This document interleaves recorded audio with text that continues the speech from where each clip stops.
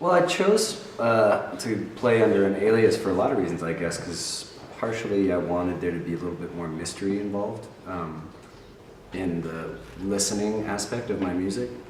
I didn't want you to assume that it was just a single person or a singer-songwriter or anything like that. And I thought that music really speaks for itself, and you can kind of name it whatever you want. So I looked for something that represented the sort of, something both perhaps serious and also, kind of tongue-in-cheek, because often I don't take myself very seriously.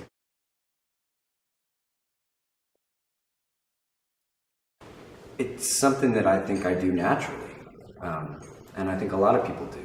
I didn't pick up the guitar to, well, actually I did. Initially I picked up the guitar to get back at a girl who had broken up with me when I was like 11 years old, I was like, oh, I'm gonna get her. And she didn't care at all. And but then I found something in that experience where it became a sort of therapy, because I always told myself that I couldn't play instruments. I was like, you can't play guitar. And I just decided that. I don't know no one told me I couldn't do that. I'd always wanted to make a studio version of what I do, kind of on tapes and 4-tracks and stuff, and this was my opportunity. I still made it in my house, but we did it with a lot of fancier gear and more musicians, and so it's sort of a more fully realized version of what I've always tried to do, and it was a real pleasure, and it was an insane experience to put it together and to take it on tour, and so this, in a lot of ways, this is my first album in a traditional sense. It's not really biographical, but in a way it is. It's archetypal more than like my diary.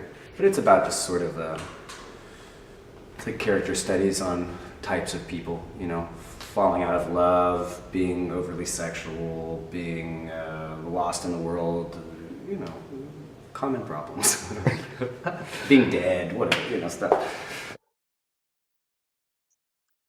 Because Bruce Springsteen was always someone that I grew up with and did not like at all. My parents listened to a lot of Bruce Springsteen, and I was like, no, it's not for me. I'm really not interested in this.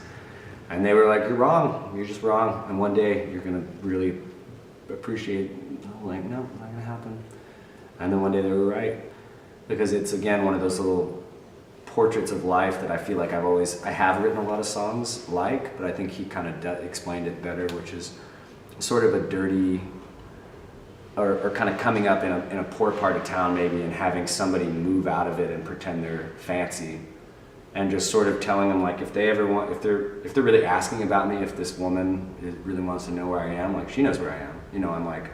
I'm in the darkness on the edge of town. I'm in the shadows.